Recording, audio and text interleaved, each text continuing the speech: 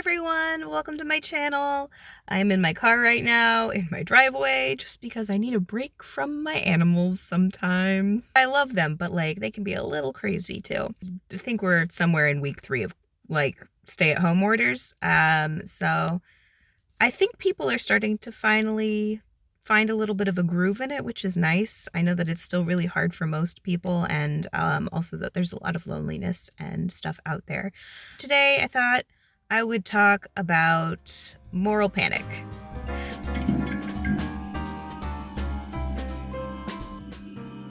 COVID-19 is a really big issue, and there are a lot of people who are suffering from this disease and a lot of people who are dying.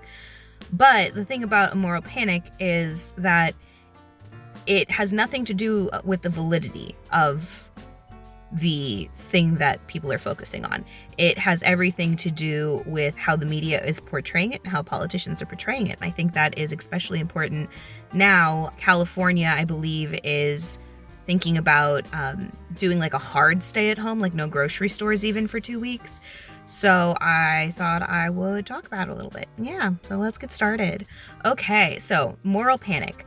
The idea of a moral panic comes from, this one guy he was a philosopher in South Africa during apartheid. And the idea of moral panic is when you have an event that the media is portraying as something a lot worse, or they're focusing on it in a very negative way than the actual event itself.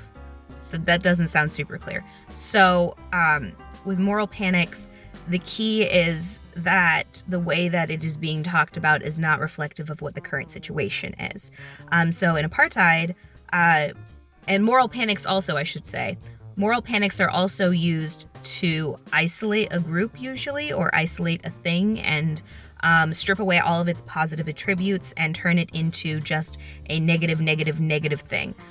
So if we think about apartheid, apartheid was used to strip African people, particularly Black Africans, of their rights and liberties, and show and tell the world that they are subhuman, they're less than, and give all of these negative attributes to them. And in doing so, the government was able to use people's fear and people's dislike to then pass laws and create social change that lasted for generations and had a very negative impact on a lot of people. So the reason that I think that we're kind of doing some of those things now is anytime the media has talked about COVID-19, it is not based on logic always, it's not based on fact, and specifically politicians who talk about COVID-19 have often misreported facts, made things up, either to downplay or invoke fear in people regarding this disease, regarding people's reactions to the disease and what we need to be doing to solve it and to fix it. There are a lot of places that are putting in very good measures to prevent the spread, which is awesome. But simultaneously, we're also facing issues like testing shortages, a lack of testing, people who can't reach testing sites because they would have to go on public transport in order to make it there. But then they don't want to spread the disease, and going on public transport while they're sick would definitely potentially spread it. And if they know that they really have COVID, but they just haven't tested for it, it doesn't make sense to put all those people at risk in doing so. What we need to do right now in order to kind of keep control of the situation is remain calm. Calm people do a lot more rational things than panicked people do. All those people who are out there buying who knows how many loaves of bread, who knows how much toilet paper, those people are panic buying. They're not thinking logically, thinking that toilet paper, if you run out of toilet paper, it's not the end of the world. We haven't always had toilet paper. Bread you can make at home, right? And there are a lot of people who are finding these other solutions, like making bread at home, I don't know what you're doing for toilet paper. If you want to drop down in the comments and tell me, that would be pretty cool too. there's a lot of people who are trying to find other solutions for these things right now, and trying to keep calm, carry on, taking precautions like wearing gloves and wearing a mask, following social distancing rules when you do have to be out and about, trying not to go out frivolously, trying to be a conscious human being, watch where you're sneezing and coughing. If you have like allergies, I know this time of year is rough for people with allergies. I have been maintaining my allergy medicine like I have never maintained it before. So yeah, there are a lot of things that you can do that I think can help you reduce your personal level of panic. And I would also say maybe hold back on listening from some of those numbers. Hold back on listening from some of that TV that is just negative news. It's around a lot right now. It's really frustrating. It's really difficult to deal with. And especially when you have nothing else to do, it might seem like it's just a good idea to have it on as something in the background. But having it on as something in the background when it's extremely negative and constantly just looping this negative cycle of panic and numbers, and death tolls, that is not going to help you when it comes to keeping your own sanity in this kind of situation.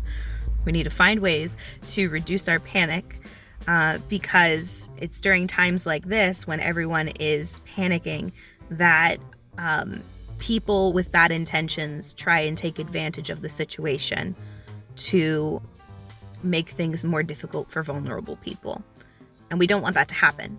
We want to make sure that we can get everyone back on their feet after this, because otherwise the economy is going to struggle a lot.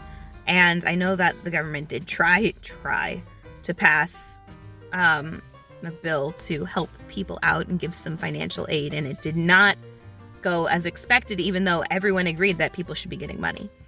So it's time to pay attention to who's really trying to help and who's trying to push their own agenda. It is not always as clear as party lines. I will say that. Pay attention to the people that are trying to help, regardless of party lines. Just look at who the individuals are, because you have more control over the individual in office than you do over the party goals and ideals. So, if your governor, mayor, state representative is pushing for really good things, trying to get money in people's hands, trying to figure out solutions to the economic depression we might go into, also looking forward to the future and trying to figure out how to re-roll out stuff after we've flattened the curve, then that's really awesome. That's a good thing to keep in mind during election time. And if your person in the political house of your choosing is being a negative Nancy, trying to withhold a lot of support from people, constantly pushing things that seem off the radar, like I know that there is currently a revoking of a Native American tribe's land that has been going through, which makes no sense during this particular time or any time, because we've already put them through enough. That aside, though, look for the people who are pushing their own agenda, because those are the people who are going to try and take all the credit for when things go well, because they're going to piggyback off of the work that other people are doing, where they're just doing negative things now.